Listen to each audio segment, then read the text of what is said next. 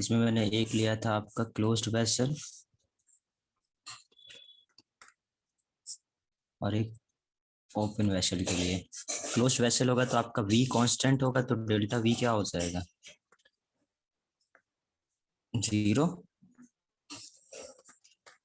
Constant we. Okay, yes अब yes delta we 0 होगा तो आपका वर्क डन 0 हो जाएगा, करेक्ट। अब यदि वर्क डन 0 है तो हम लोग क्या बोल सकते हैं,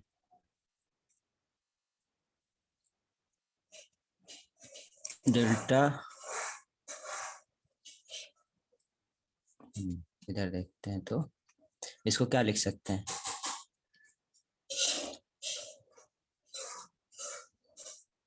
delta H is equal to delta U plus delta PV. Yes sir. Okay, तो इधर हम लोग ने इसको क्या लिखा था, डेल्टा यू, तो ये डेल्टा यू रहेगा। यहाँ पर एक बार इसको क्या लिख सकते थे, पी और ये डेल्टा वी। कांस्टेंट है तो फिर मैं P correct, delta V. Correct, तो ये तो 0 हो जाएगा, तो ये delta H is equal to क्या आ जाएगा, डेल्टा यू प्लस वी, और इसकी डेल्टा पी को क्या लिख सकते हैं, P2 - P1। अब ये हाँ केमिकल रिएक्शन है तो क्या होगा, रिएक्टेंट से प्रोडक्ट बन रहा होगा। हाँ यदि सर। रिएक्टेंट से प्रोडक्ट बन रहा होगा, ठीक है, तो ये क्या हो जाएगा आपका P2 - P1। P2 की जगह मैं क्या लिख सकता हूँ, n product R T upon V. NPRT upon V minus NRRT upon V, correct, V से वी कैंसिल हो जाएगा, आर टी कॉमन लूंगा तो इधर क्या आ जाएगा, delta H is equal to delta U plus V से वी कैंसिल हुआ। अब इधर पर जो हम लोग ये यूज कर रहे हैं, ये आइडियल गैस के लिए ही यूज कर सकते हैं, आइडियल गैस इक्वेशन, ठीक है। तो अब यदि मैं आइडियल गैस के लिए यूज करूं तो ये क्या आएगा, delta N G R T. तो इधर मैं बोलने ये वाला हूँ कि ये पहले तो बेटा जो भी आपके केमिकल रिएक्शन में गैसेस होंगी उन्हीं के लिए हम लोग कंसीडर करेंगे, और ये जो कैलकुलेशन कर रहे हैं सिर्फ उसके लिए ही कर सकते हैं, क्योंकि इधर पे हम लोग आइडियल गैस इक्वेशन यूज कर रहे हैं, करेक्ट। तो ये जो फॉर्मूला होगा वो किसके लिए होगा, only for ideal gas. Ideal फिर क्या, गैस। तो जितने भी आपके केमिकल रिएक्शन में, और हमें ये भी पता है यदि आपका एक पर्टिकुलर केमिकल रिएक्शन में गैसियस फॉर्म में भी है और सॉलिड फॉर्म में भी है, तो उधर क्या होगा, वहां पर जो चेंज आता है सॉलिड के वॉल्यूम में या वो गैस के कंपैरिजन में बहुत कम आता है, उसको हम लोग निग्लेक्ट कर देते हैं। तो उसके अकॉर्डिंग क्या आ जाएगा, उधर पे हम लोग सिर्फ और सिर्फ गैसियस जो आपके प्रोडक्ट और रिएक्टेंट्स होंगे उनके लिए हम लोग क्या लिखेंगे, ये फॉर्मूला ड्राइव कर लिए हैं। ओके, तो इधर आ जाएगा आपका delta H is equal to U plus delta N G R T. अब सर सेम तो फिर चीज वहाँ हम पे लोग, जो मोल्स है वो बस गैसियस मोल्स ही है ना? हाँ सिर्फ गैसियस मोल है ये, इसका मतलब क्या, delta N G the number gaseous जो रिएक्टेंट और प्रोडक्ट होंगे उनके नंबर ऑफ मोल्स। अब यदि ओपन सिस्टम है तो ये क्या हो जाएगा, आइसोबैरिक हो जाएगा। आइसोबैरिक में आइसोबैरिक आइसोथर्मल, इधर अब यदि आपको पता है आइसोबैरिक कांस्टेंट प्रेशर, और कांस्टेंट प्रेशर पे जो क्यू होता है वो डेल्टा एच के बराबर होता है, ये हम लोग हाँ स्टार्टिंग में ड्राइव करे थे।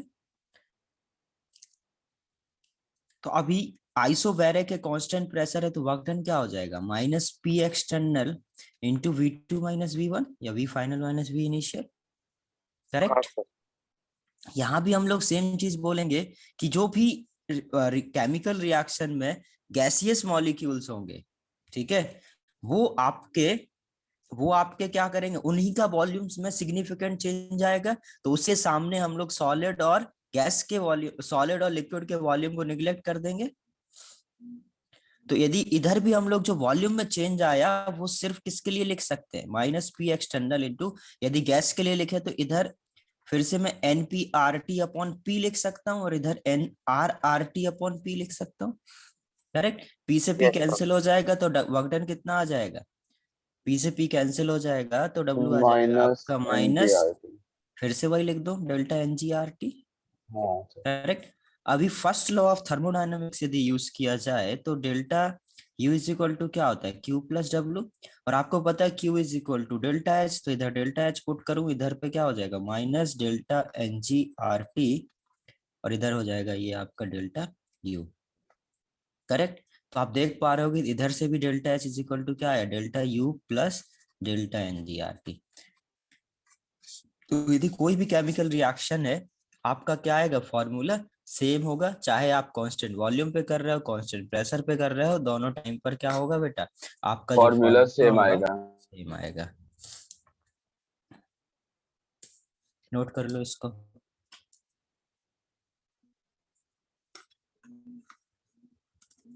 यदि किसी को कोई डाउट है तो पूछो इस पे, कोई भी स्टेप समझ में नहीं आया है तो।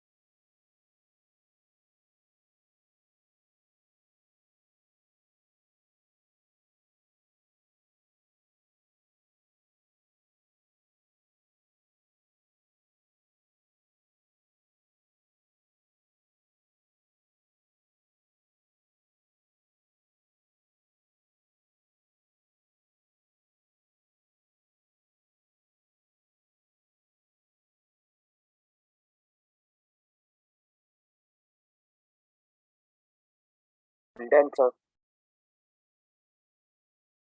यस सर, हो गया। ओके हो गया ये। Yes sir. अब देखते हैं हम लोग जरा।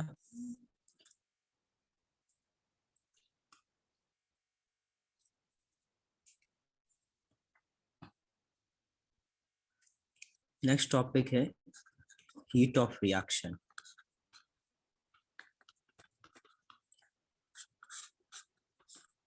ये जो हम लोग ने अभी एंथैल्पी सीखा है, ठीक है, तो ये जो अभी थर्मोडायनेमिक्स पढ़ रहे हैं, थर्मोकेमिस्ट्री में भी एंथैल्पी ही सबसे ज्यादा है।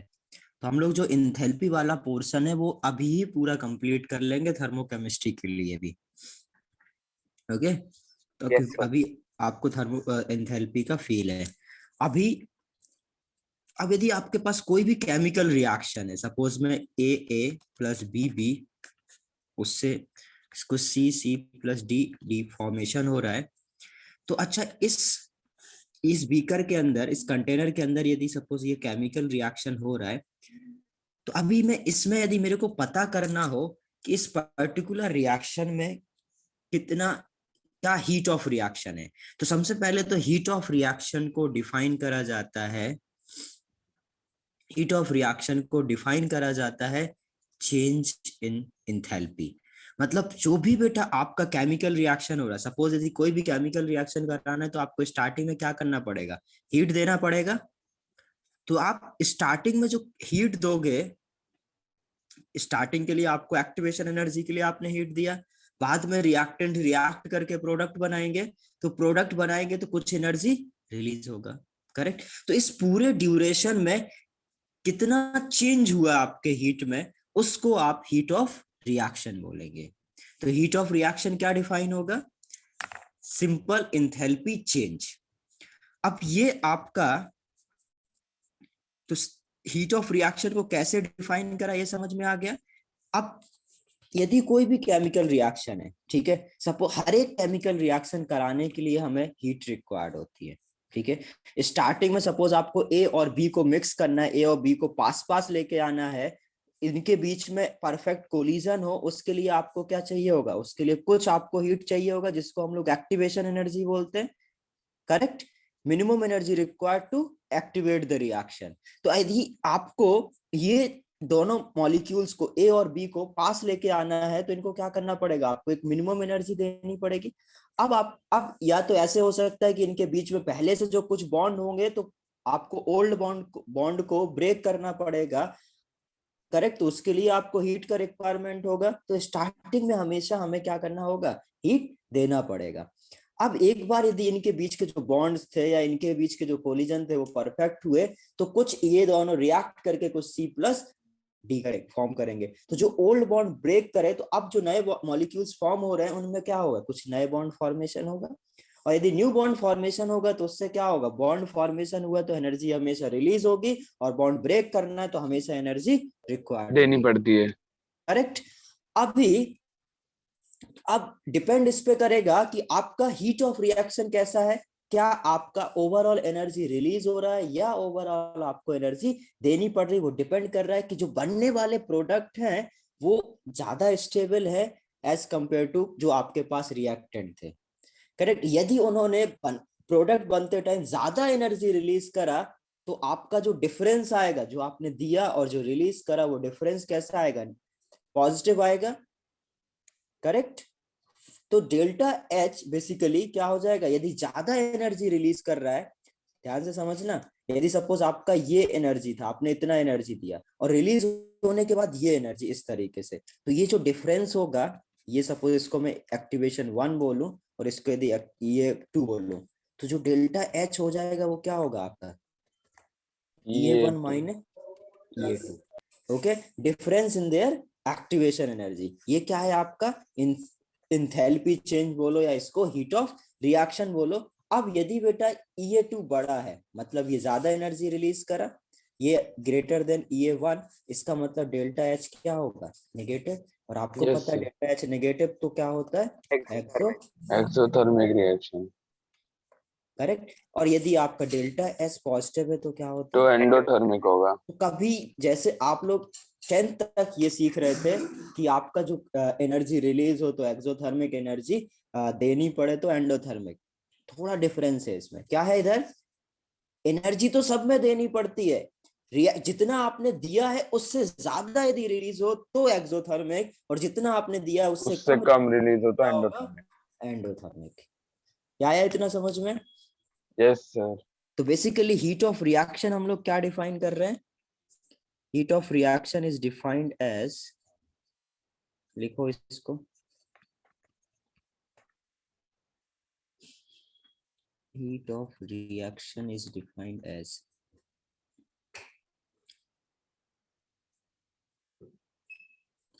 the enthalpy change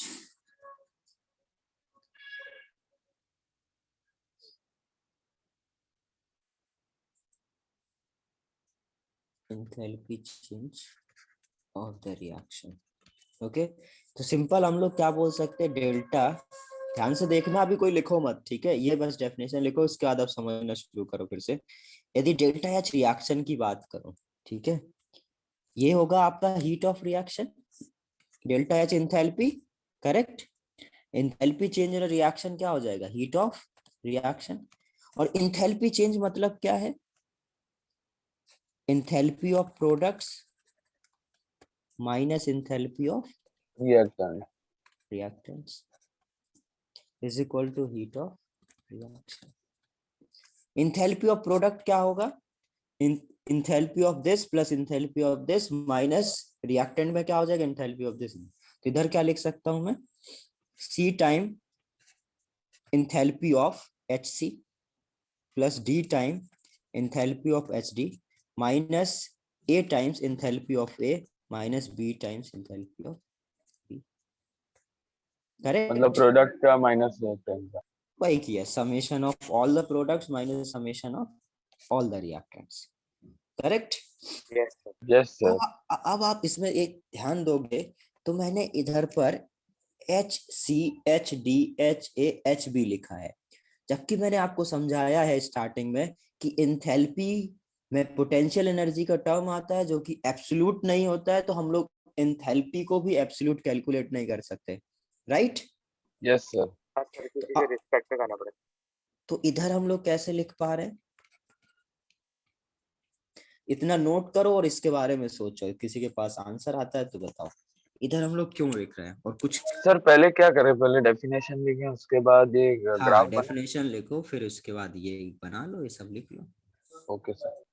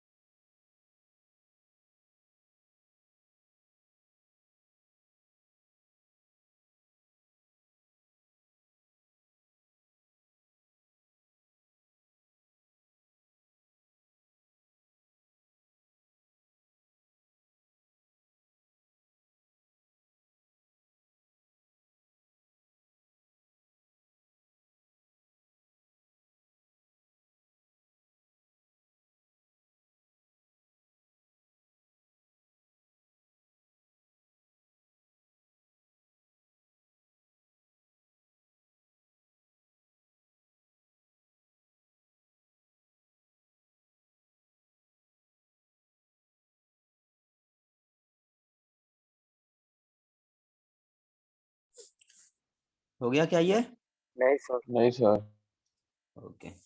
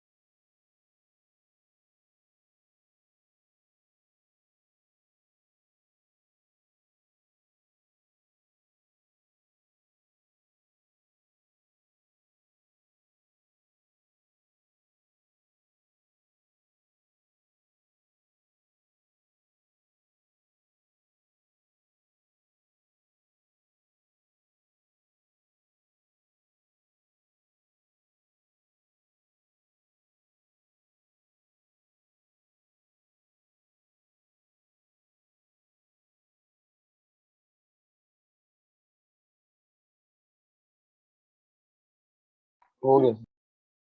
नहीं नहीं हुआ सर। अच्छा ठीक है, करो फास्ट करो। किसी ने सोचा इंथैल्पी का इधर मैंने ऐसे क्यों लिखा? या तो देखो, यदि आपको जैसे आपको पोटेंशियल निकालना होता है तो एक रेफरेंस ले लेते हैं। तो यदि ऐसे लिख रहा हूं, इसका मतलब है कि हमें इसमें भी क्या करना होगा, एक रेफरेंस लेना पड़ेगा। ये जो है बेटा आपके, ये सब क्या है, मोलर एंथैल्पीज है, मतलब एब्सोल्यूट वैल्यूज है। और मोलर एंथैल्पी हम लोग कैलकुलेट कर नहीं सकते, तो उसके लिए हम लोग क्या करेंगे, एक रेफरेंस सेट करेंगे। रेफरेंस क्या होगा, वो जो भी एलिमेंट्स अपने एलिमेंटल स्टेट पे हैं, मतलब अपने मोस्ट स्टेबल फॉर्म में नेचर में एग्जिस्ट करते हैं, उनका एब्सोल्यूट एंथैल्पी, उनका जो मोलर एंथैल्पी होगा, उसको हम लोग जीरो एज्यूम कर लेते हैं। समझ में आया? जैसे सपोज आपका O2 है, O2 आपके O2 के ऑक्सीजन आपके O2 के फॉर्म में रहता है, मोस्ट स्टेबल फॉर्म। जैसे कार्बन का मोस्ट स्टेबल एलोट्रॉप क्या होता है, ग्रेफाइट। तो कार्बन जो ग्रेफाइट होगा, इसका मोलर एंथैल्पी क्या हो जाएगा, जीरो। O2 जो ऑक्सीजन है वो O2 के फॉर्म में एग्जिस्ट कर रहा है, तो O2 का क्या हो जाएगा, O2 in gaseous state zero हो जाएगा। जैसे आपको सोडियम है, सोडियम आपका क्या होता है, सॉलिड स्टेट में एग्जिस्ट करता है, तो वो क्या हो जाएगा, Na सॉलिड क्या हो जाएगा, उसका एंथैल्पी आप क्या लोगे, जीरो। तो जो वो सारे एलिमेंट जो अपने एलिमेंटल स्टेट में मोस्ट स्टेबल एलोट्रॉपिक फॉर्म में है, उसका मोलर एंथैल्पी के रेफरेंस के लिए हम लोग क्या लेंगे, जीरो लेंगे। डन ये? सर जो सर एक आपने सेकंड टॉपिक वापस रिपीट बताया वो करना। एक्सप्लेन हो। नहीं समझ आया? नहीं नहीं सर। सर। सुनो ऐसे सुनो, देखो ये जो वैल्यूज है इनकी हम लोग एब्सोल्यूट वैल्यू कैलकुलेट नहीं कर सकते हैं, ये समझ में आता है? हाँ सर। हाँ अरे तो उसके लिए हमें क्या करना होगा बेटा, कुछ रेफरेंस लेना पड़ेगा। और हम लोग स्टैंडर्ड जो रेफरेंस लेते हैं कि जो सी डी ए और बी है, सपोज इनका हमें यदि मोलर एंथैल्पीज कैलकुलेट करना है तो हम किसी के रिस्पेक्ट में कर पाएंगे। तो अभी ये जो आपके एलिमेंट्स या कोई भी एलिमेंट्स है, यदि वो अपने element most stable elemental form में, जैसे आपका एफ फ्लोरीन क्या होता है F2 के फॉर्म में, नाइट्रोजन क्या होता है N2 के फॉर्म में रहता है, ऑक्सीजन आपके O2 के फॉर्म में, कार्बन आपका ग्रेफाइट मोस्ट स्टेबल फॉर्म है, yes sir. Correct, yes sir. Phosphorus आपका P4 में रहता है, P4 में सल्फर रहता आपका है। S8 में रहता S2। है। तो ये सब इनका इन सब का आपसे कोई पूछे कि मोलर एंथैल्पीज बताओ, molar enthalpies at 25 degree centigrade and 1 atmospheric pressure, तो इन सब का जो मोलर एंथैल्पीज होगा वो क्या होगा, 0। समझ गए? तो यस सर। ये रेफरेंस है मोलर एंथैल्पीज ऑफ, ये सब क्या हो जाएगा आपका, 0 हो जाएगा। तो ये आपको एज रेफरेंस यूज करना है। इसको आप कैसे यूज करेंगे हम लोग अभी हम लोग सर समझेंगे। स्टैंडर्ड टेम्परेचर और प्रेशर पे 0 हो जाएगा सर। इस हाँ ये हम लोग एज्यूम कर लेते हैं स्टैंडर्ड टेम्परेचर प्रेशर पे। तो इधर मैं लिखा दे रहा हूँ ऑल एलिमेंट्स, सर वो एच ये नोट कर एच लो। डिग्री जो लिखा है वो क्या है? मोलर है ना? कहाँ पर? मोलर एंथैल्पी ऊपर एकदम लेफ्ट हाँ में एच कॉर्नर। एच नॉट मतलब molar enthalpies. Okay sir. H naught मतलब होता है बेटा स्टैंडर्ड टेम्परेचर प्रेशर कंडीशन, तो एच नॉट मतलब molar enthalpies at standard temperature pressure condition. Okay, yes sir.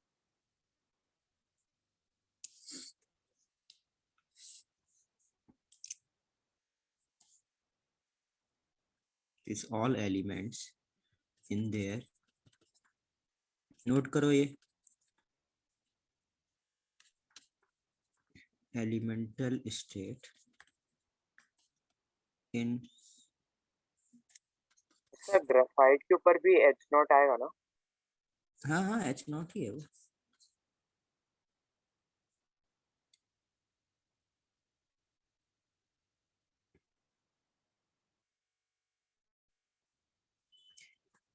In their most stable, ये याद रखना बेटा मोस्ट स्टेबल एलोट्रोपिक फॉर्म होना चाहिए। जैसे बहुत सारे एलिमेंट्स होते हैं उनके बहुत सारे एलोट्रोपिक फॉर्म होते हैं, तो जो आपका मोस्ट स्टेबल एलोट्रोपिक फॉर्म होता है उसका एंथैल्पी आप क्या ले सकते हो, 0 ले सकते हो।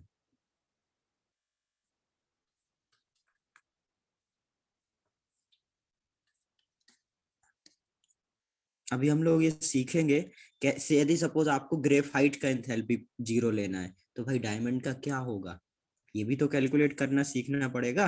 Yes sir. ये सब हम लोग अभी सीखेंगे।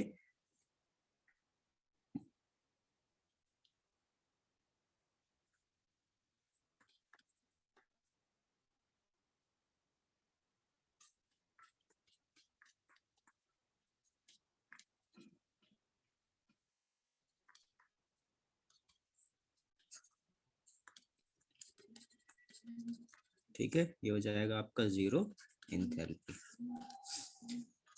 ये नोट डाल के लिखना हो नोट डाल के लिख लो या उसी के आगे कंटिन्यू करो। सर आपने नीचे क्या लिखा है, एस8 के नीचे एक ब्रैकेट में 180 एम और कुछ तो? बेटा एट 25 डिग्री सेंटीग्रेड एंड 180 एम, 25 डिग्री सेंटीग्रेड, ये आपका बेटा इस टेम्परेचर प्रेशर कंडीशन पर इनको हम लोग 0 एज्यूम करते हैं। यदि प्रेशर टेम्परेचर कंडीशन चेंज करोगे तो फिर ये 0 नहीं रहेंगे। ओके।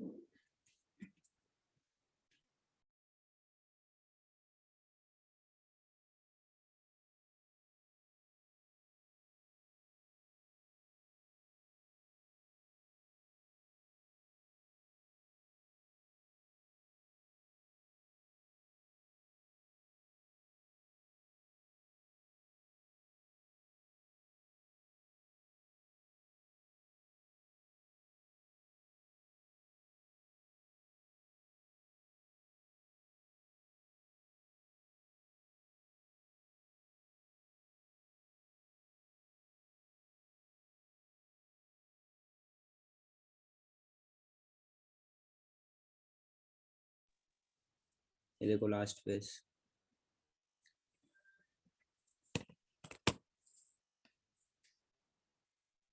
हो गया?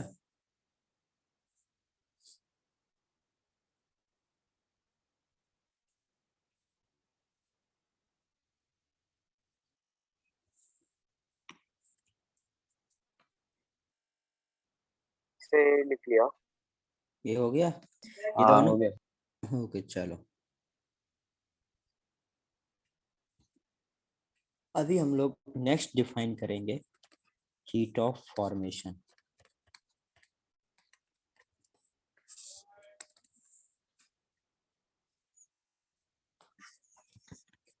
आप समझते जरा हीट ऑफ फॉर्मेशन क्या होता है? ये सब को बेटा बहुत जरूरी क्या है, इन सबको डिफाइन हम लोग किस तरीके से कर रहे हैं वो समझना जरूरी है। ओवरऑल मतलब सबका एक ही निकलेगा, बट पर्टिकुलर टर्म को हम लोग किस तरीके से डिफाइन कर रहे हैं ये बहुत जरूरी है। हीट ऑफ फॉर्मेशन मतलब क्या है?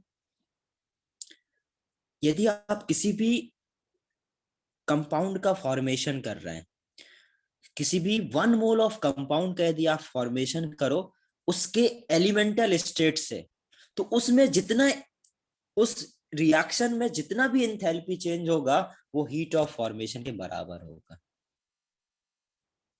एक बार फिर से सुनो, कोई भी कंपाउंड है उसका 1 मोल का यदि फॉर्मेशन करना है, किसी भी पर्टिकुलर कंपाउंड के 1 मोल ऑफ कंपाउंड को यदि मेरे को फॉर्म करना है, उसके उसमें जो एलिमेंट्स हैं उनके एलिमेंटल फॉर्म से मैं क्या कर रहा हूं, उस पर्टिकुलर कंपाउंड को यदि फॉर्म कर रहा हूं, तो उस पर्टिकुलर रिएक्शन में जो एंथैल्पी चेंज होगा वो आपका क्या हो जाएगा, हीट ऑफ फॉर्मेशन।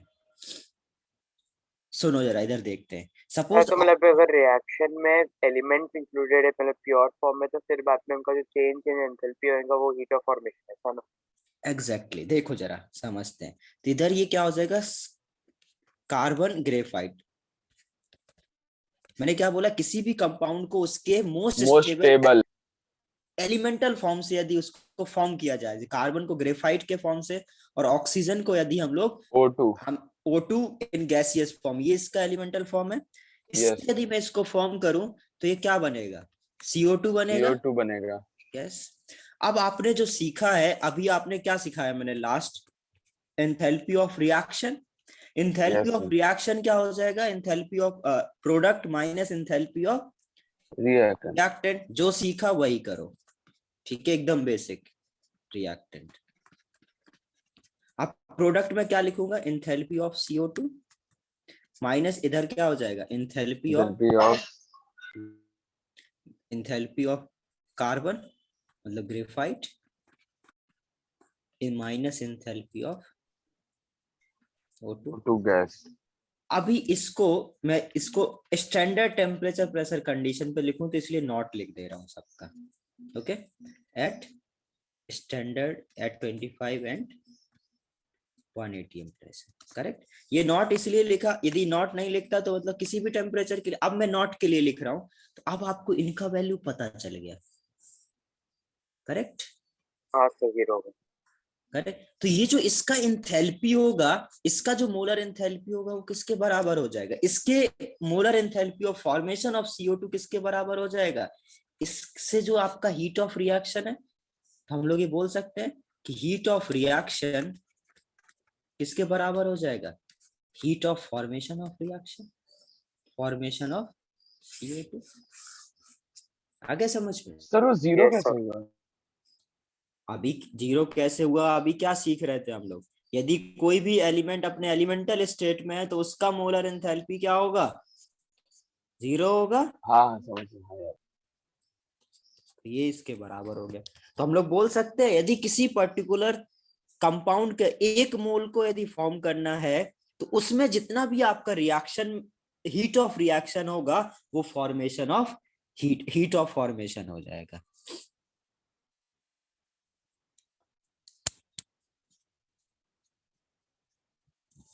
नोट करो इसको, पहले डेफिनेशन लिख लो, हीट ऑफ फॉर्मेशन। मतलब बेसिकली आपने ये एग्जांपल से इसको प्रूव कर दिया ना। Exactly heat of formation is defined as the enthalpy change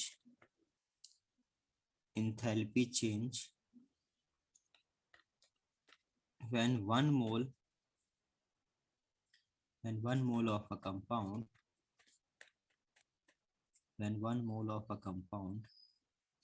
is formed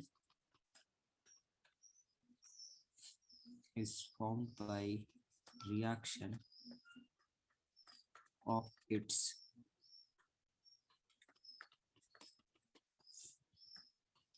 constituent element.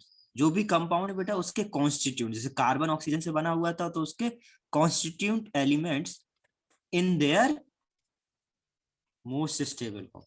देखो सिंपल लॉजिक है ना, मोस्ट स्टेबल फॉर्म लिख रहा हूं तो बेटा जो एलिमेंटल फॉर्म में तो उनका तो जीरो हो जाएगा, तो जो कंपाउंड के फॉर्मेशन की एनर्जी होगी वो किसके बराबर होगी, इसके रिएक्शन के बराबर होगी। समझ गए? तो बिल्कुल कॉमन सेंस है, बस उसी को डिफाइन करा हुआ है।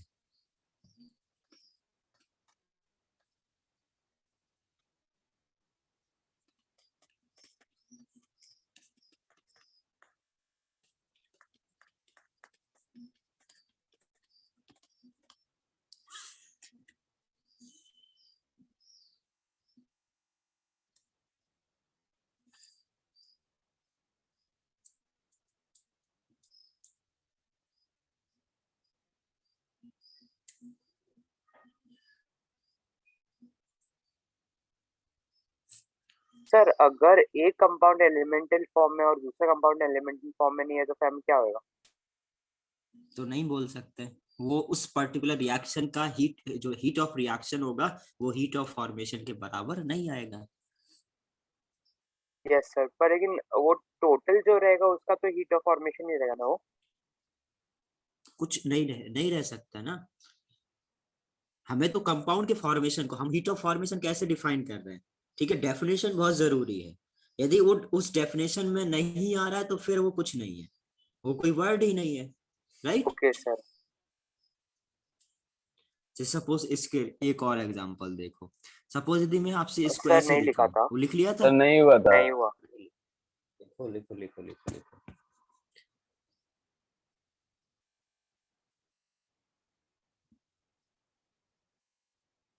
सर वो लास्ट में डेल्टा के बाद क्या है? Delta H not reaction is equal to delta formation of enthalpy of CO2। इसको ऐसे लिखते हैं, फॉर्मेशन वाली एनर्जी है तो delta F H not CO2 लिख देते हैं, ठीक है। और नॉर्मल है तो इसको ऐसे लिखते हैं। जैसे कोई भी यदि सपोज हीट, ये तो हमें पता है हीट ऑफ रिएक्शन है, अब यदि हीट ऑफ फॉर्मेशन है तो डेल्टा एफ लिख देते हैं, हीट ऑफ कंबसन है तो डेल्टा सी लिख देंगे, हीट ऑफ कोई भी सर रेजोनेंस फ्री एनर्जी। कोई भी, हाँ, तो वो आपका क्या हो जाएगा, हम लोग इस डेल्टा के आगे लिख देते हैं। सर डेल्टा एस क्या है? डेल्टा एस कहाँ पर लिखा है? सर रहता है ना, वो सब्लिमेशन होता है। Yes sir. हो सर गया। लिख लिया। लिख लिया। अब जैसे मैं जो एग्जांपल बोल रहा था आपको कि सपोज आपके पास CaO solid plus CO2 gas, CaCO3 बन रहा है, तो क्या जो इस इक्वेशन का, जो इस रिएक्शन का एंथैल्पी चेंज होगा, ठीक है, जो इस रिएक्शन का एंथैल्पी चेंज होगा या जिस हीट ऑफ रिएक्शन होगा, क्या इसको आप बोल सकते हो फॉर्मेशन ऑफ CaCO3? क्या ये करेक्ट स्टेटमेंट? No sir. नहीं है ना, क्योंकि बेटा ये आपके एलिमेंटल फॉर्म में नहीं है, राइट? यस। क्योंकि ये आपके एलिमेंटल फॉर्म में नहीं है तो ये आप रॉन्ग बोलोगे। हाँ, यदि ऐसे होता, यदि ये कैसे होता, Ca सॉलिड प्लस कार्बन, वो भी ग्रेफाइट, यदि बेटा इधर कार्बन डायमंड भी लिखा है ना तो भी आपका करेक्ट नहीं माना जाएगा। Graphite plus, graphite most stable ही होना चाहिए।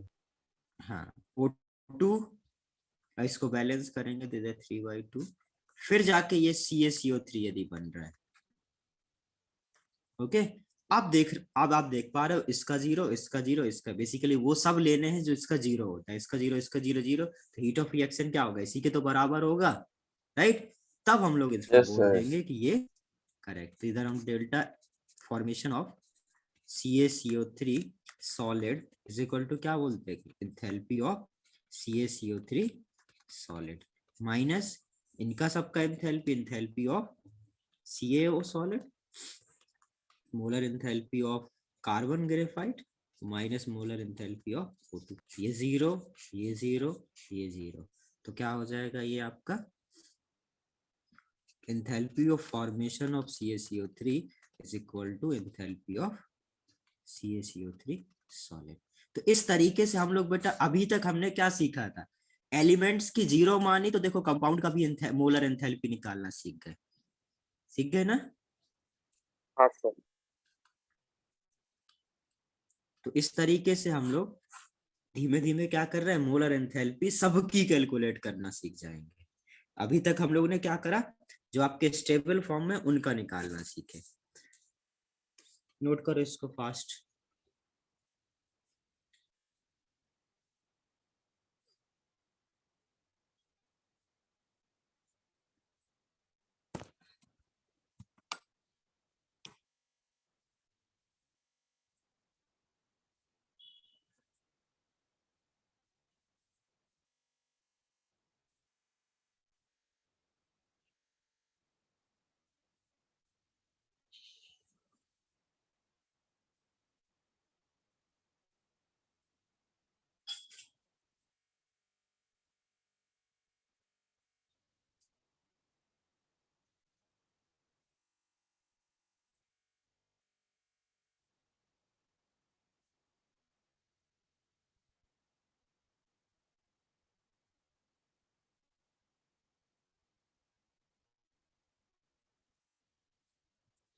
डन। सो लास्ट टाइम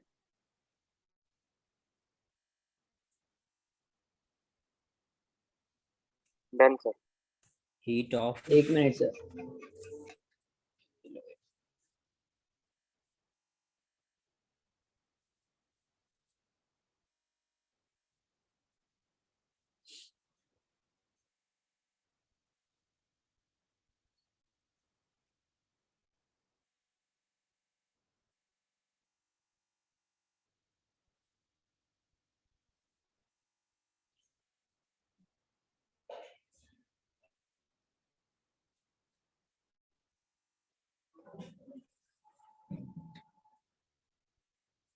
हो गया।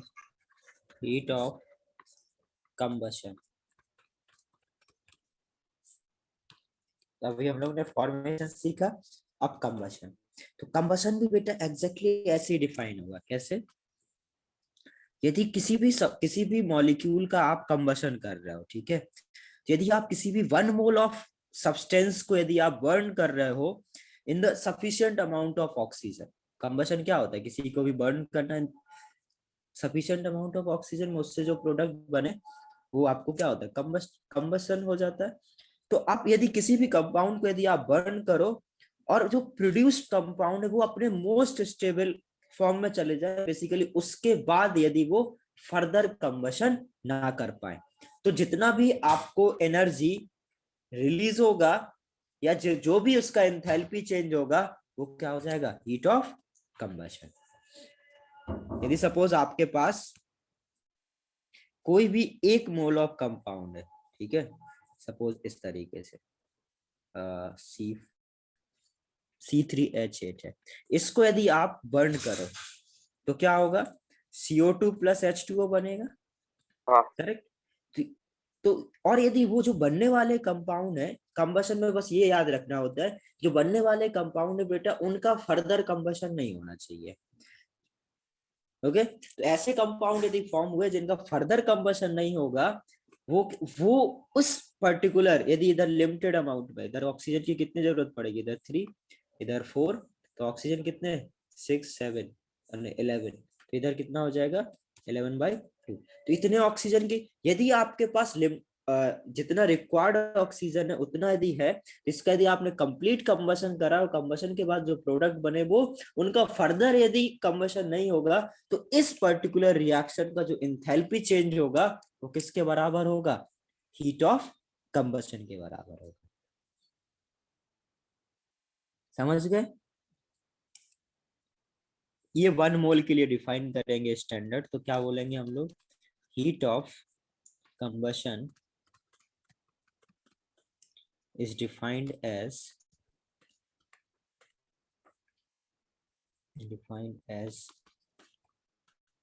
enthalpy change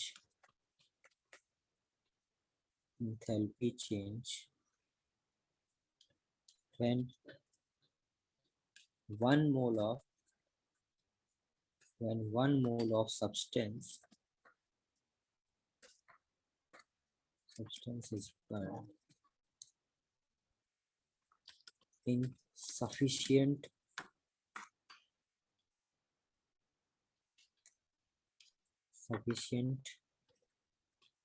oxygen to produce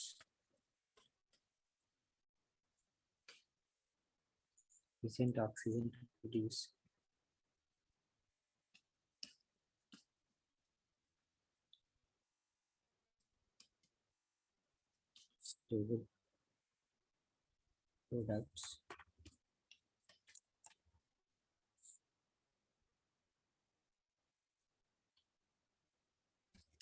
which cannot be burned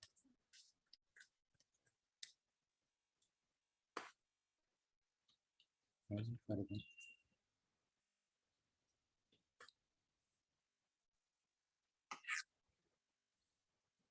तो इसका देखना, इसका हीट ऑफ रिएक्शन क्या लिखूंगा?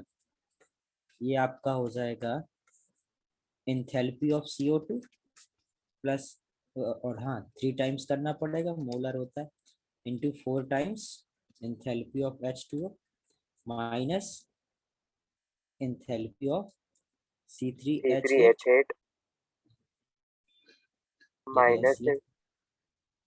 माइनस एंथैल्पी ऑफ O2 -11/2 से ना, और ये क्या हो जाएगा? 0। करेक्ट। तो ये हम लोग क्या लिख सकते हैं? Delta H0 of reaction is equal to, ये क्या हो जाएगा आपका? Heat of combustion of C3H8 is equal to 3 into molar enthalpy of CO2। अब CO2 का मोलर एंथैल्पी निकाल लोगे ना, अभी बस फॉर्मेशन करना है।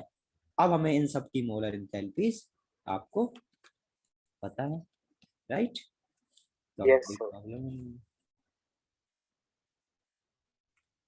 तो इस तरीके से आप क्या कर सकते हो? हीट ऑफ कंबशन डिफाइन कर सकते हो। और हमेशा क्या होता है? हीट ऑफ कंबशन हमेशा एक्सोथर्मिक होता है, हमेशा एनर्जी रिलीज होती है, बस एक एक्सेप्शन है, उसको याद रखना पड़ेगा। Heat of combustion is always exothermic, हमेशा एनर्जी रिलीज होगी। ठीक है, जितने भी आप क्वेश्चंस करोगे आप उसके डेटा से भी फील कर सकते हो कि ऐसा डेटा होगा, मतलब जो भी आंसर आएंगे हमेशा उससे हमेशा क्या हो रहा होगा? एनर्जी रिलीज हो रहा होगा। is always negative except N2 and F2 have change in combustion enthalpy is positive। ये जो लाइन है, ये लाइन नहीं खींचनी है, वो मैं जगह नहीं थी तो इधर लिख दिया। सर इसमें स्पेशल क्या होता है? क्या स्पेशल इनका क्या बेटा रहता है कौन, कि इनको ब्रेक करने में ज्यादा एनर्जी खर्च करनी पड़ती है। जो N2 है उसमें ट्रिपल बॉन्ड होता है, ठीक है, और F2 बहुत ज्यादा स्टेबल होता है, तो वो आपका F- बेसिकली ब्रेक होना नहीं चाह रहा, इसलिए इधर जो देने वाली एनर्जी होती है वो बहुत ज्यादा खर्च हो जाती है, और जो फॉर्म होने के बाद जो कंपाउंड बनते हैं एज कम्पेयर टू उससे, ठीक है। इसलिए ओवरऑल जो आपका जो भी एनर्जी होता है वो आपका देना ज्यादा पड़ता है, रिलीज कम होता है, इसकी वजह से ये आपका पॉजिटिव आता है। Yes sir. N2 अपने एटमॉस्फेयर में सबसे ज्यादा है, क्योंकि इनर्ट है, सबसे ज्यादा स्टेबल है, किसी के साथ रिएक्ट नहीं कर रहा है। यदि स्टेबल नहीं होता तो क्या एटमॉस्फेयर में इतना ज्यादा हो पाता, किसी न किसी के नहीं साथ सर। रिएक्ट कर लेता है।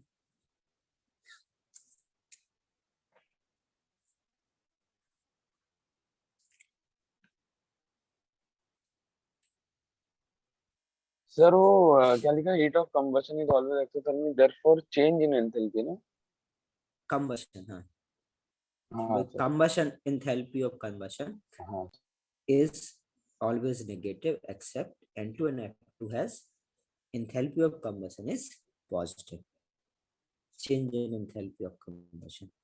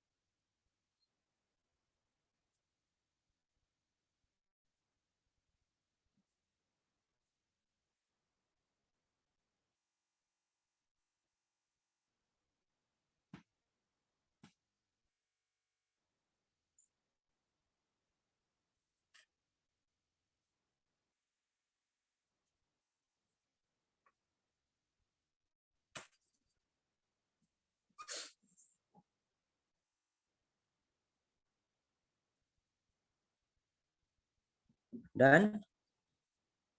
Yes sir. हाँ सर। अब देखते हैं नेक्स्ट। कोई नो बोला क्या? Next, bond energy.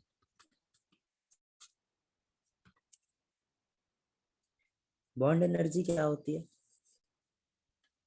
सर पढ़ा था। क्या? सर बॉन्ड पढ़ा? एनर्जी तो पहले पढ़ा था ना सर। बस। हाँ तो वही पूछ रहा हूँ, पढ़ा था तो क्या होता है bond energy? Sir bond energy bond length से ऑपोजिट रहता है।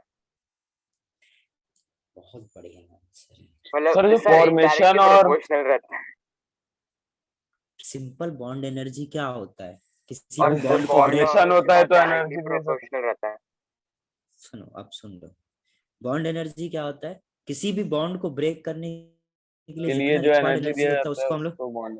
उस बॉन्ड एनर्जी बोलते हैं। अभी तक हम लोग ने जो बॉन्ड एनर्जी सीखा है वो इतना ही सीखा है, ठीक है। अब हम लोग एक्चुअली में बॉन्ड एनर्जी की कैलकुलेशन कैसे करते होंगे, कैसे बॉन्ड एनर्जी कैलकुलेट करते होंगे, ये सब हम लोग अभी सीखेंगे।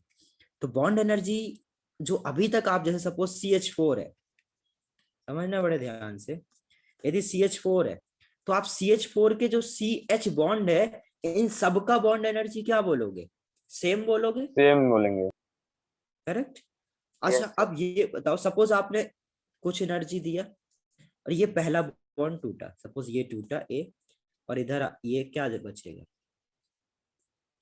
ऐसा तो होगा नहीं कि एक CH। साथ सारे बॉन्ड टूट गए, करेक्ट। ये होमोलिटिक फिजन हुआ और ये ब्रेक हुआ, इस प्लस। अच्छा अभी जो इधर ए एनर्जी मेरे को देनी पड़ी, क्या इसको तोड़ने के लिए मेरे को ए ही देनी पड़ेगी? अब तो मॉलिक्यूल बदल गया, यस सर, अब और भी देनी पड़ेगी। कुछ आपको डिफरेंट देनी पड़ेगी, करेक्ट। फिर यदि इसको आपने ब्रेक करा और ऐसे देखा, अब क्या फिर इसको ब्रेक करने के लिए कुछ भी देनी पड़ेगी या फिर से डिफरेंट कुछ देनी पड़ेगी इससे? डिफरेंट। फिर इसको आपने हीट दिया और फिर ये कुछ इस तरीके से बना। अब इसके लिए कुछ आपको डी देनी पड़ेगी, करेक्ट। तो इस तरीके से आपको हीट देनी पड़ेगी। तो मैं इधर क्या बोल सकता हूं, यदि मैं इस मॉलिक्यूल में सी एच बॉन्ड का बॉन्ड एनर्जी की बात करूं तो वो क्या होगा, इन सब का एवरेज लेना पड़ता है। Bond energy of C H in C H four क्या हो जाएगा, A plus B plus A C plus B plus D plus C heat जो इनका ए प्लस बी एवरेज। मतलब इंक्रीज होता जाएगा ना जैसे जाएगा। वो इंक्रीज होगा डिक्रीज होगा वो बाद में हाँ देखेंगे, क्योंकि सर क्योंकि वो ठीक है। वो रीस्टेबल कर रहे हैं ना हम लोग, क्योंकि एग्जैक्ट सी एच फोर तो पहले से स्टेबल है ना सर। देखो आप, वो अभी तो मैं नहीं समझ रहा, ठीक है। क्या हो रहा है ये समझो, क्या हो रहा है, एक ब्रेक होगा डिफरेंट कंपाउंड होगा, डिफरेंट होगा, कम होगा ज्यादा होगा, बेटा वो डिपेंड करेगा कंपाउंड कैसा बन रहा है, क्या फॉर्म हो रहा है, ठीक है, उस पर डिपेंड करेगा। हम लोग जनरलाइज नहीं कर सकते कि इंक्रीज होगा या डिक्रीज होगा। यदि यहाँ पर बेटा सी एच है तो ऐसा हो रहा है, दूसरा कुछ होता है तो डिफरेंट होता है। तो हम लोग, हमें क्या करना है, डिफरेंट होगा, और हर एक स्टेप में हमें हर एक बॉन्ड को ब्रेक करने के लिए डिफरेंट एनर्जी रिक्वायर्ड होगी। और डिफरेंट एनर्जीज का जो एवरेज होगा उसको हम लोग क्या बोलेंगे, बॉन्ड एनर्जी। आपने देखा होगा सी एच फोर का, यदि आप कहीं भी देखोगे लिखा मिलेगा तो सी एच का कुछ बॉन्ड एनर्जी लिखे मिलेगा, तो भाई जो सी एच बॉन्ड एनर्जी लिख के आता है वो भी एवरेज लिखा होता है। क्लियर। यस सर हाँ। तो इधर ये डेफिनेशन लिख लो, bond energy is defined as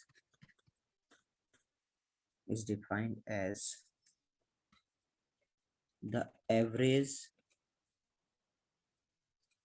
energy required to break all bonds of a type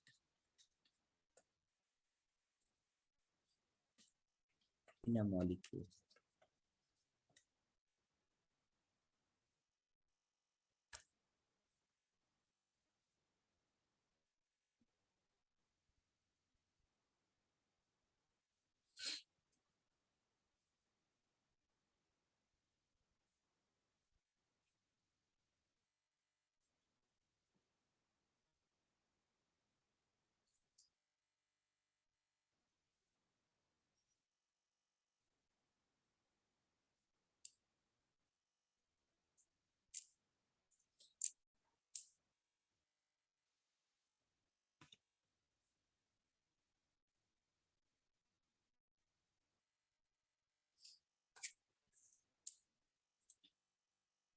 अब जो हम लोग उस समय पढ़ रहे थे वहां पे बेटा एक ही बॉन्ड बन रहा था एक टाइप का, और एक टाइप का यदि एक ही बॉन्ड होगा तो जो बॉन्ड एसोसिएशन एनर्जी होगी और वो बॉन्ड एनर्जी क्या हो जा रहे थे, सेम हो जा रहे थे।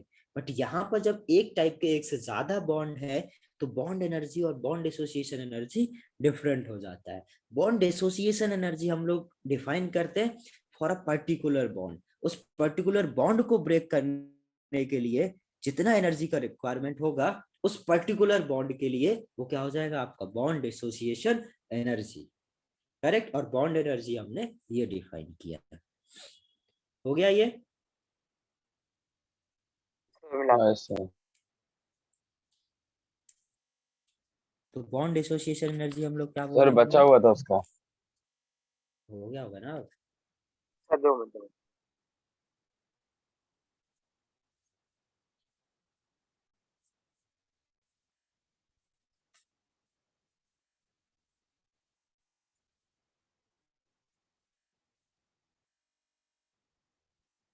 Done sir.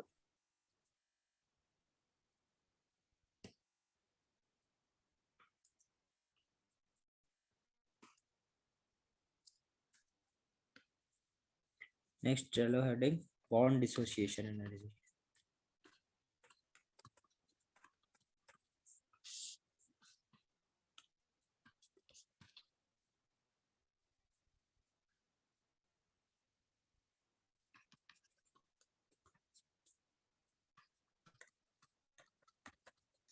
energy required to break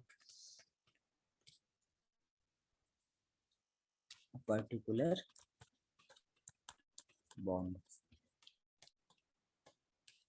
अब सपोज देखना जरा ध्यान से, सपोज ऐसा आपके पास कोई कंपाउंड है, ओके, इसमें ये होगा हाइड्रोजन 3, इसके पास 2, इसके पास 1, इसके पास 1, इसके पास 1। अभी यदि आपको bond energy of CH bond लिखना हो तो वो क्या होगा, इन सबका एवरेज, एवरेज। ठीक है। सपोज ये A1 है, ये A2 है, ये A3 है, ये A4, ये A5, A6, A7, A8, A9 और ये A10। इधर क्या हो जाएगा, ये A1 plus A2 plus A3 plus A4 plus A5 plus A6 plus A7 plus A8 plus A9 plus A10 divided by 10, average हो गया। यदि आपसे पूछा जाए bond energy of CC bond, वो क्या हो जाएगा, CC बॉन्ड कौन सा है, ये सपोज ये B1, ये B2, B2 B3 B4 B3 B4 B1 plus B2 plus B3 plus B4 upon 4। Sir B3 double ये इससे क्या होएगा, डबल बॉन्ड डबल पे? बॉन्ड को डबल बॉन्ड बोलेंगे, ठीक है। अभी हम लोग इधर सिंगल वो नहीं बोल रहे हैं ना, सिग्मा पाई बॉन्ड, हम लोग सिंगल बॉन्ड डबल बॉन्ड बोल रहे हैं। तो ये क्या हो जाएगा आपका B1 plus B2 plus B3 divided by 3। Clear है ये। Yes sir. अभी यदि सपोज ये है डबल बॉन्ड तो ये क्या हो जाएगा, सपोज C4, ठीक है। तो bond energy of C double bond C क्या हो जाएगा, C4, ओके। तो इस तरीके से हम लोग बॉन्ड एनर्जी और बॉन्ड डिसोसिएशन एनर्जी, तो कोई पूछे A1 क्या है, A1 है आपका bond dissociation energy of this particular bond, correct. और बॉन्ड एनर्जी क्या है, इन सबका एवरेज है, नोट करो इसको।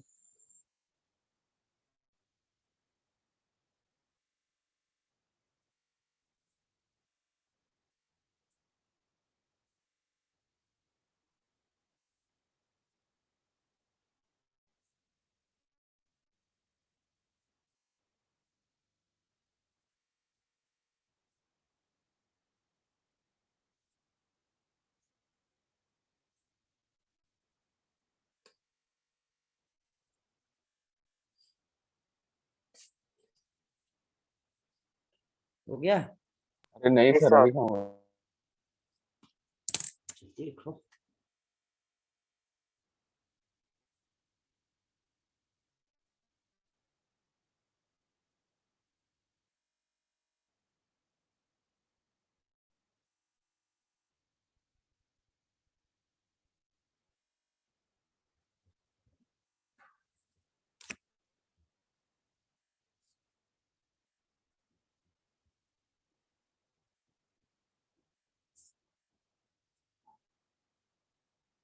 सर अब सी डबल बॉन्ड का वापस से समझा सकते हो? बेटा C डबल बॉन्ड में सिर्फ एक ही तो बॉन्ड है, डबल बॉन्ड, पूरे कंपाउंड में एक ही डबल बॉन्ड है ना। तो suppose Yes, double sir. Bond को ब्रेक करने के लिए, डबल बॉन्ड को ब्रेक करने के लिए C4 एनर्जी की रिक्वायरमेंट है। तो एक ही है तो उसका एवरेज भी तो क्या होगा, दिस डिवाइडेड बाय 1, तो उतना ही एनर्जी रिक्वायर्ड होगा डबल बॉन्ड को ब्रेक करने के लिए, Yes. समझ गए। हाँ उसको सर। ऐसे हो मत गया देखो कि सर। एक सिग्मा बॉन्ड है एक पाई बॉन्ड है, ऐसे मत देखो। हम लोग पूरे डबल बॉन्ड को ब्रेक करने की, उस पूरे डबल बॉन्ड की बॉन्ड एनर्जी बोल रहे हैं हम लोग, ये नहीं बोल रहे इधर कि सिग्मा बॉन्ड का क्या होगा, पाई बॉन्ड का क्या होगा। हम लोग इधर सिंगल डबल में बात कर रहे हैं। अब देखो जरा next, heat of atomization. Heat of atomization क्या हो जाएगा,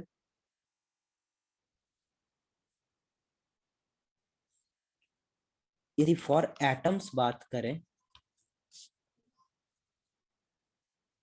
तो किसी भी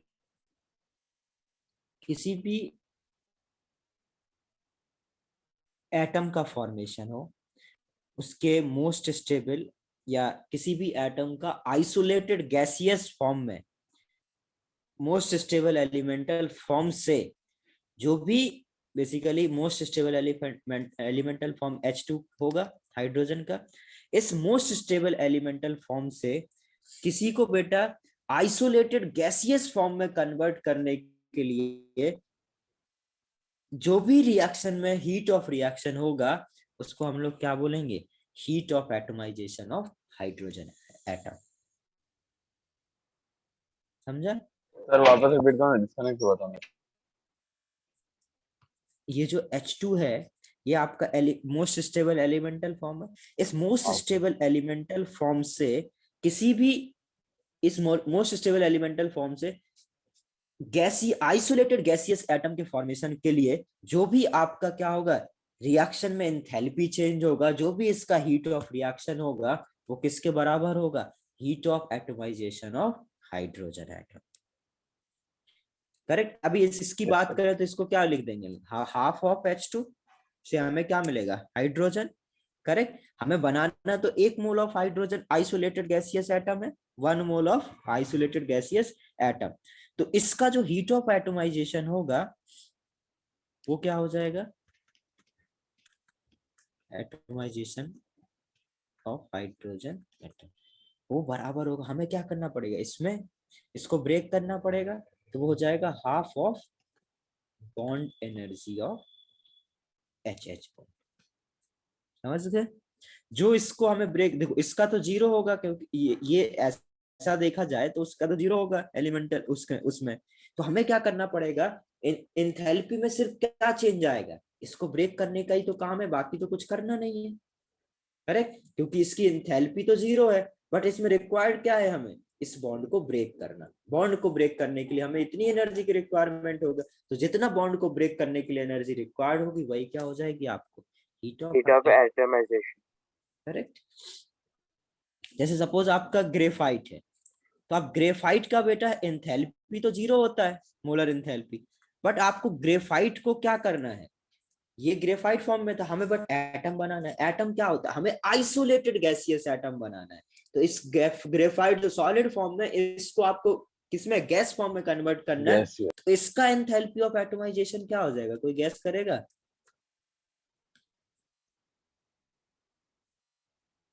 सोचो सर सोचो। बॉन्ड एनर्जी प्लस वो सॉलिड से तो ये इसमें प्लस कौन सब्लिमेशन यार, एनर्जी ना। सब्लिमेशन बोलो ना, इसमें कौन सा बॉन्ड दिख रहा है तुमको, कार्बन में कौन से बॉन्ड है, कार्बन को कार्बन बनाना है, कौन सा बॉन्ड ब्रेक कर रहे हो तुम, कार्बन तो कार्बन है ना, जस्ट हाँ तुमको सर। ग्रेफाइट को सॉलिड फॉर्म से वेपर फॉर्म में, गैसियस फॉर्म में लेके आना है, तो आपको क्या चाहिए होगा, heat of heat of sublimation. Sublimation. तो ये हो जाएगा आपका सब्लिमेशन।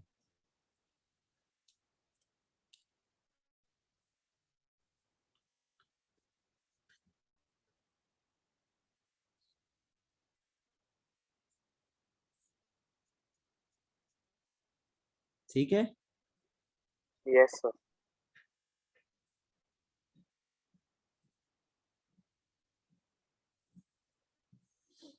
नोट करो इसको, अच्छा डेफिनेशन लिखा दे रहा हूँ। फॉर एटम लिखना, इधर डेफिनेशन लिख रहा हूँ स्पेस की वजह से।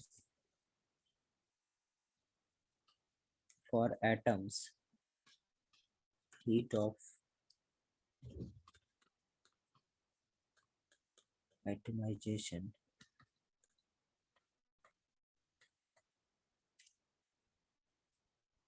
is defined as the enthalpy change to produce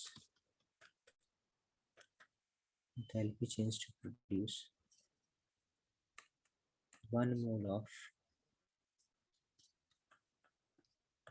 isolated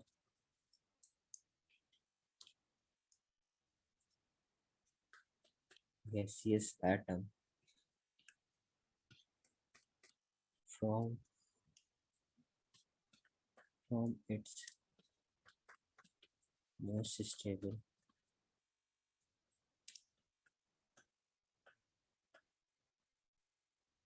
elemental state.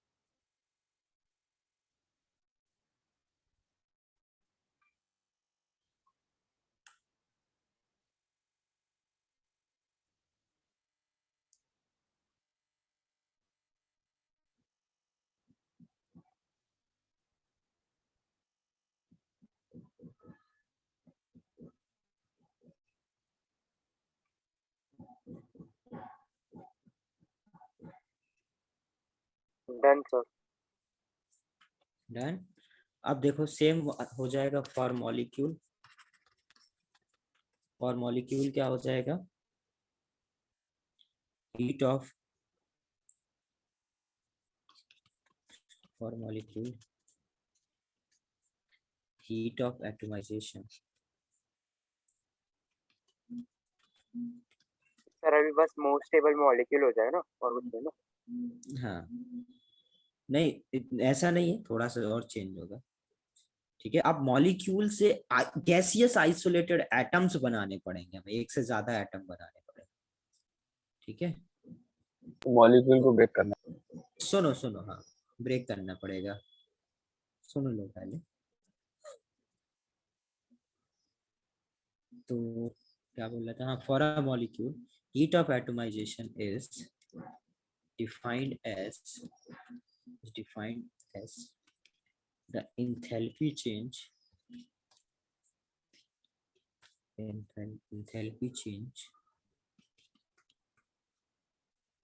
to convert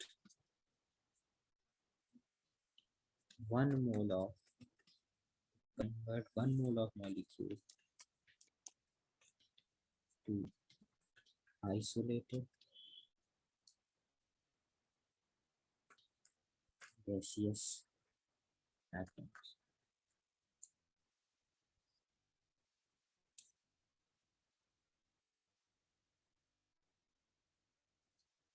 basically suppose आपका CH4 है, CH4 गैस, तो हमें क्या करना है? इससे आइसोलेटेड एटम्स में चेंज करना है। करेक्ट? तो आपको पता है बेटा, इस ये जीरो, करेक्ट, ये जीरो, और जो जो इसका इंथैल्पी होगा, वही क्या हो जाएगा? इस मॉलिक्यूल का एटमाइजेशन। हम लोग इसको delta atomisation enthalpy of CH4 बोल देंगे। CH4 गैस का जो इंथैल्पी होगा वही उसका क्या हो जाएगा? Enthalpy of atomization.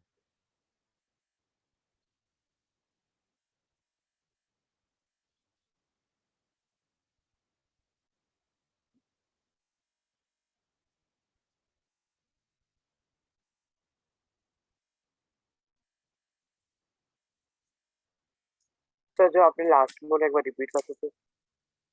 देखो सिंपल है, जो आपका CH4 गैस है, ठीक है।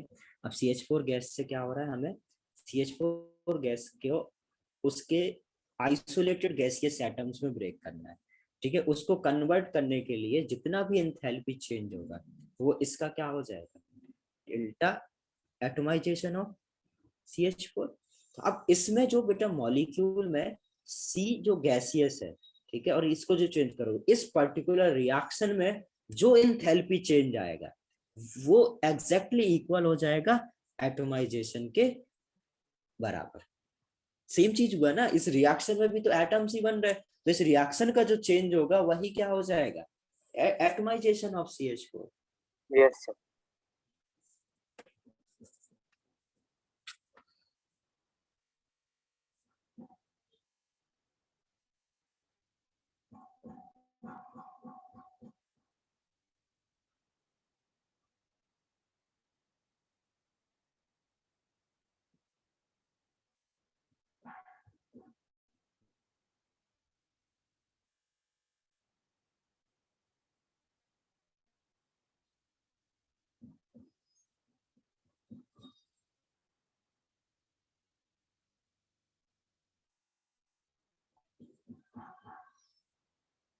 Done sir.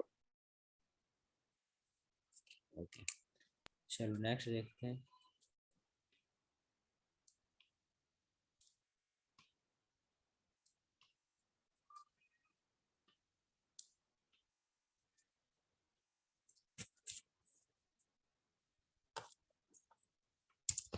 नेक्स्ट हेडिंग डालो, हेस्लो।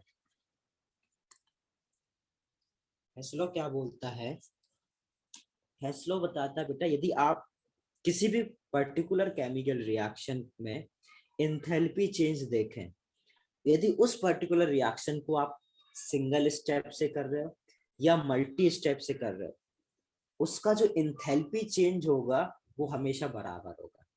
मतलब किसी कोई भी रिएक्शन है, सपोज आप कार्बन से ऑक्साइड में, कार्बन डाइऑक्साइड में चेंज कर रहे हो, तो आप इसको ऐसे कर सकते हो, कार्बन प्लस O2 से कार्बन मोनोऑक्साइड बना लो, फिर कार्बन मोनोऑक्साइड का फिर O2 के साथ रिएक्शन करा के CO2 बना लो।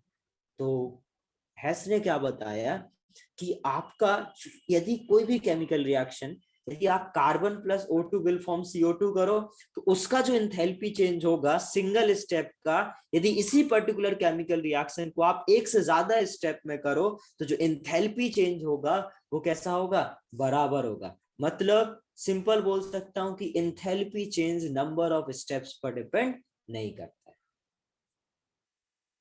है समझ में? Yes sir. Yes sir. Note कर लो,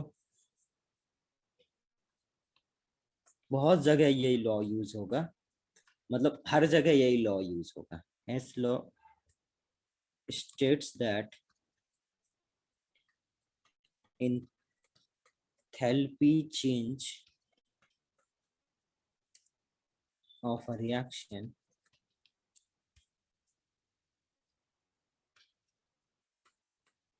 does not depend on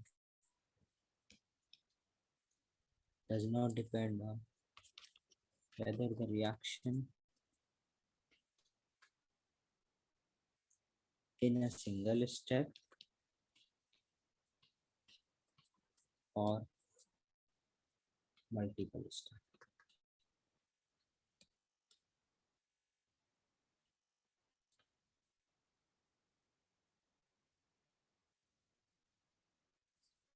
ठीक है, जो सपोज A प्लस बी से क्या बन रहा है, C प्लस डी, इसका कुछ इंथैल्पी चेंज होगा, इसको मैं डेल्टा H1 बोलूं। यदि कोई रिएक्शन है C प्लस E, उसका जो इंथैल्पी चेंज है उससे कुछ F बन रहा है, उसका जो इंथैल्पी चेंज है वो डेल्टा H2। यदि बेटा मैं इसको इसको इस पूरे रिएक्शन को ये दो स्टेप में करा मैंने, इसको यदि एक ही स्टेप में करूं A plus B plus E से क्या बन रहा है, D प्लस F। इसका जो एंथैल्पी चेंज होगा डेल्टा H3 वो हमेशा क्या होगा, बराबर होगा जो delta H1 plus delta H2 से। मतलब जो इन दोनों स्टेप का जो इंडिविजुअल जो टोटल है वो हमेशा क्या होगा, यदि आप दो स्टेप में कराओ या सिंगल स्टेप में कराओ दोनों का एंथैल्पी चेंज कैसा आएगा, बराबर आएगा। सर वो A plus B plus C आएगा ना?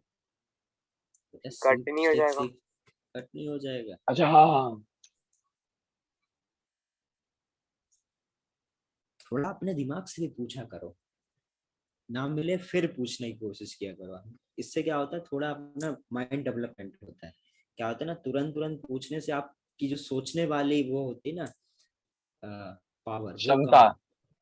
वो कम होती रहती है। ये हमेशा अपने लाइफ में लाना चाहिए। Okay sir.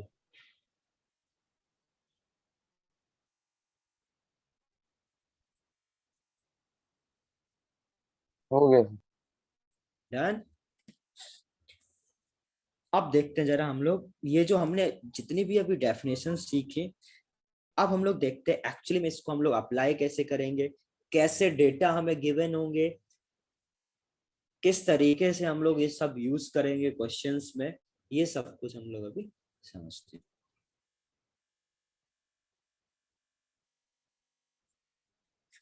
तो नेक्स्ट हेडिंग डालो, calculation of heat of reaction या enthalpy change of reaction. Enthalpy change या हीट ऑफ रिएक्शन क्या है, सेम है, करेक्ट। तो इसी को calculation of heat of reaction बोल दूं या एंथैल्पी चेंज ऑफ रिएक्शन, ये हम लोग समझते हैं।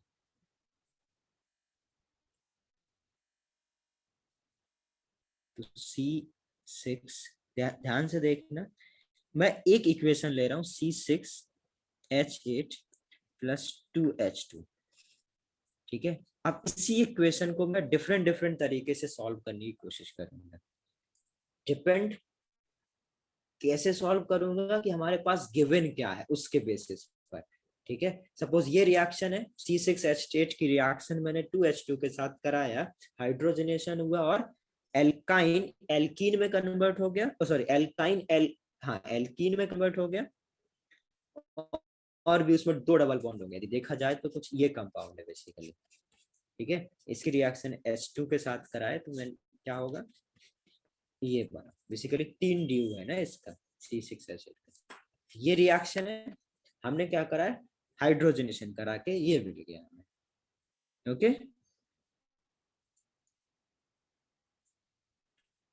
अब यदि आपको जो गिवन है वो डेल्टा फॉर्मेशन गिवन है, delta formation basically enthalpy change of formation आपको गिवन है, ओके।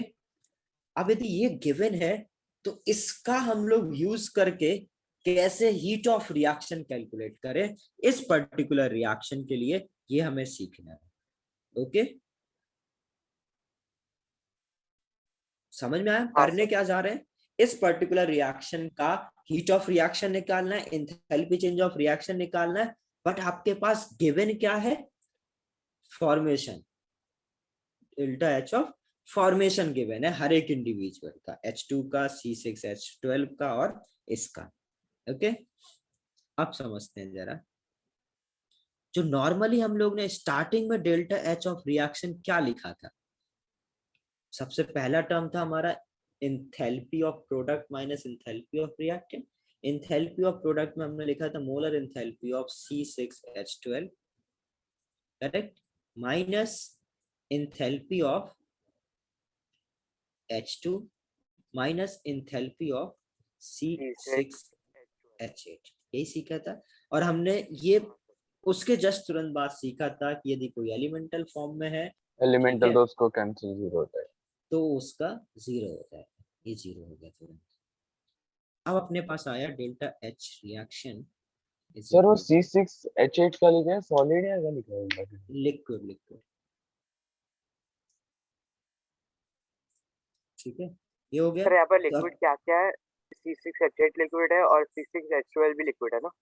हाँ दोनों लिक्विड, तो ये यदि है, अब आपका ये क्या हो जाएगा, C6H12 से माइनस C6H8, ओके। अब यदि हम लोग अब हमें क्या, हमारे पास गिवन क्या है, हमारे पास इनके फॉर्मेशन गिवन है बट इनकी इंथैल्पी नहीं गिवन है, राइट। तो फॉर्मेशन होता क्या है, सबसे पहले सोचो, फॉर्मेशन यदि मेरे को C6H12 के फॉर्मेशन गिवन है तो इसका मतलब है कि ये 6 कार्बन लिए होंगे एलिमेंटल ग्रेफाइट फॉर्म में, हाँ सर, करेक्ट। फिर हमें और उनको प्लस डिफॉर्म किया होगा। प्लस 6H2 लिया होगा हाँ और सर, क्या बना होगा C6H12, 6 6 12। करेक्ट। अभी इसको चेंज, इसका जो रिएक्शन का जो फॉर्मेशन होगा, इसका फॉर्मेशन ऑफ C6H12 होगा, वो किसके बराबर होगा, इसका जीरो, इसका जीरो, तो इसका जो मोलर एंथैल्पी होगा। हाँ यस। सर। तो क्या इसके मोलर एंथैल्पी की जगह मैं लिख सकता हूँ फॉर्मेशन, हाँ हाँ, सर। लिख इसकी जगह सकते हैं सर। लिख सकते हैं, तो सीख गए आप लोग।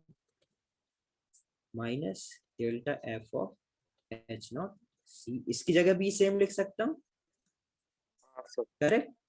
तो इसी को अभी इधर तो बेटा क्या थे, एक रिएक्टेंट एक प्रोडक्ट, यदि मैं इसी को ये, अब हम लोग ने जो हमें करना था, फॉर्मेशन गिवन था, रिएक्शन का निकालना था, अपना पर्पस फुलफिल हो गया।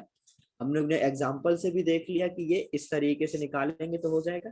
अभी इसी को जो हम लोग ने एक एग्जाम्पल के लिए देखा, इसी को मैं जनरलाइज करूं तो क्या बोल सकता हूँ, डेल्टा एच ऑफ रिएक्शन यदि निकालना है हमें और फॉर्मेशन गिवन है, तो मैं ऐसे कर सकता हूँ, summation of all formation of products, जितने भी प्रोडक्ट हैं बेटा उन सबका summation, minus summation of delta formation of reactant.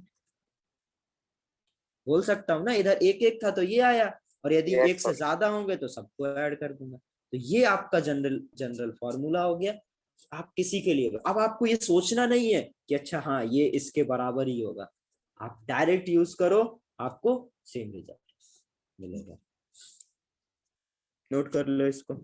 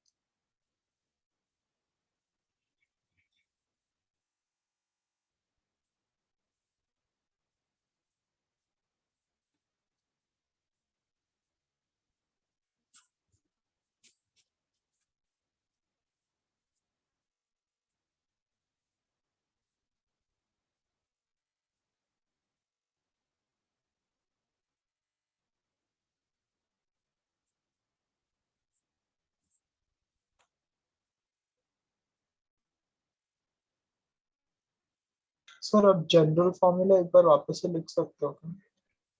बेटा ये लिखा है, reaction is equal to summation of delta formation of H product, ऐसी इसका, जैसे इसका फॉर्मेशन का जो हम लोग एंथैल्पी ऑफ फॉर्मेशन लिखते हैं, वो हीट ऑफ फॉर्मेशन वो लिखा हुआ है। हर एक जितने भी बेटा प्रोडक्ट साइड में आपके फॉर्मेशन हो गए उनका समेशन, इसका मतलब होता है summation, summation of delta formation of H products, मतलब सारे प्रोडक्ट का एंथैल्पी ऑफ फॉर्मेशन का product, minus summation of enthalpy of formation of reactant.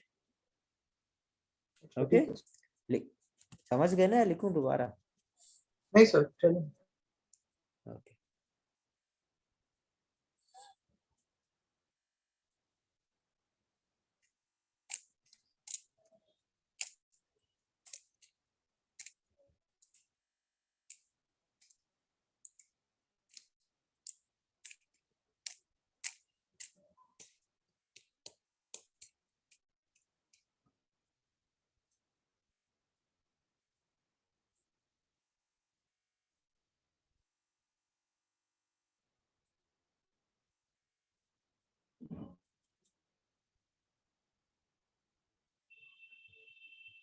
Done sir.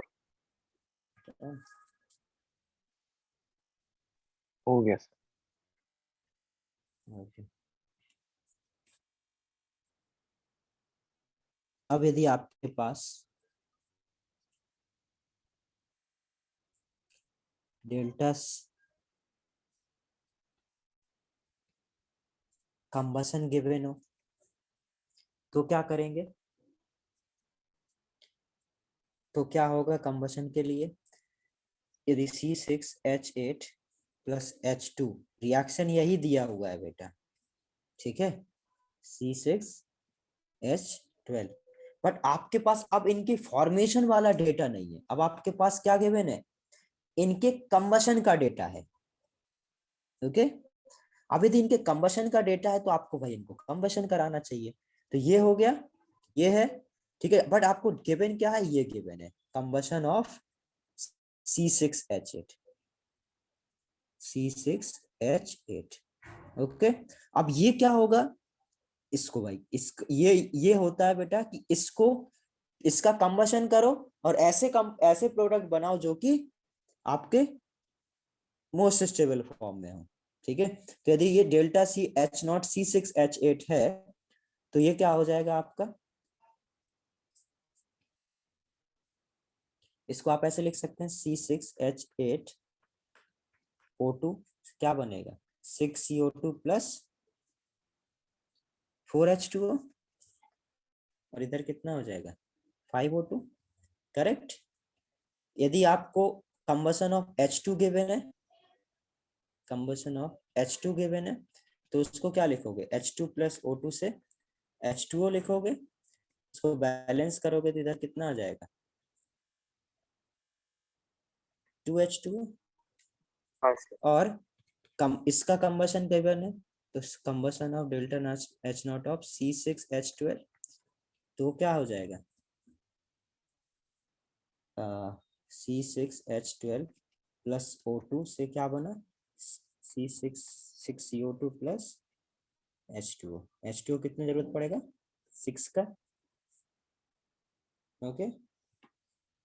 और इधर ऑक्सीजन कितनी जरूरत पड़ेगा? 6 6 6 6 12 18 9, राइट। अब यदि आप देखो इनको, ये 1, ये 2, ये 3, इन तीनों का बेटा आपको एंथैल्पी दे रखा है, करेक्ट। ये जो गिवन है यही तो है बेटा। इसका रिएक्शन जो होता है वो इसके कंबशन के बराबर, ये रिएक्शन इसके कंबशन के बराबर, ये रिएक्शन इसके कंबशन। यदि मैं क्या करूं, इक्वेशन 1 + 2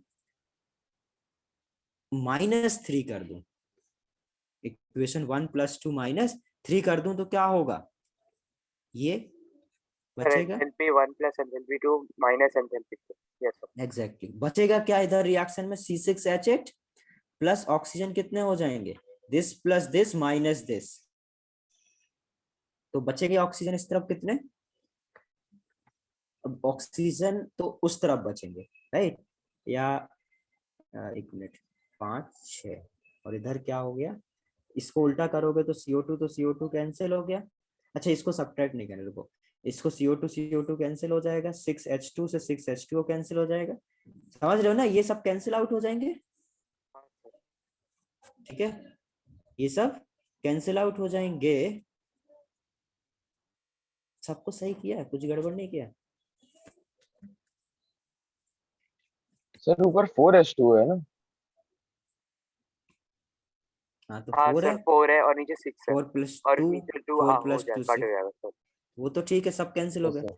मैं इधर देख रहा हूँ थोड़ा, मेरे को ये ऑक्सीजन भी कट करनी है यार, तो ऑक्सीजन कट नहीं हो रही, मतलब मैंने कुछ गड़बड़ किया है। सर 6 ऑक्सीजन है ऊपर और टैब में नीचे 9 है, सर कट नहीं। इधर एक्चुअली में बेटा 8 ऑक्सीजन है, ओ 12 4 16 तो 8, राइट। 8 8 + 1 से 9, कट 8 9 + और 9 9 और 9 9 से कैंसिल। कैंसिल। तो इधर C6H8 प्लस 2H2 गैस क्या फॉर्म कर रहा है? C6H12। हमें इसी का निकालना था बेटा। तो इसका जो डेल्टा होगा, इसका जो डेल्टा ऑफ रिएक्शन होगा वो किसके बराबर आ जाएगा? जो ओरिजिनल डेल्टा रिएक्शन है। Combustion of H0 of C6H8 plus combustion of H2 minus this enthalpy of C6H12। तो इसको देख के क्या लग रहा है बेटा, ऐसे बोल सकते हैं इसको, कंबशन का डेटा दिया हुआ है तो रिएक्टेंट माइनस प्रोडक्ट। तो इसका यदि हम लोग जनरलाइज फॉर्मूला लिखें क्या हो जाएगा, delta H not of reaction is equal to product of combustion of delta H not reactant minus summation of delta combustion of product. उधर क्या था, प्रोडक्ट माइनस रिएक्टेंट, इधर क्या है रिएक्टेंट, क्योंकि इधर पर रिएक्टेंट माइनस प्रोडक्ट आया समझ में। हाँ सर। चलो इसको नोट कर लो, इसके आगे हम लोग नेक्स्ट क्लास में देखेंगे, जिसका हो जाए वो लिख कर सकते हैं। सर एक बार थोड़ा शॉर्ट में इसको समराइज कर दो ना, मतलब बता सकते हो।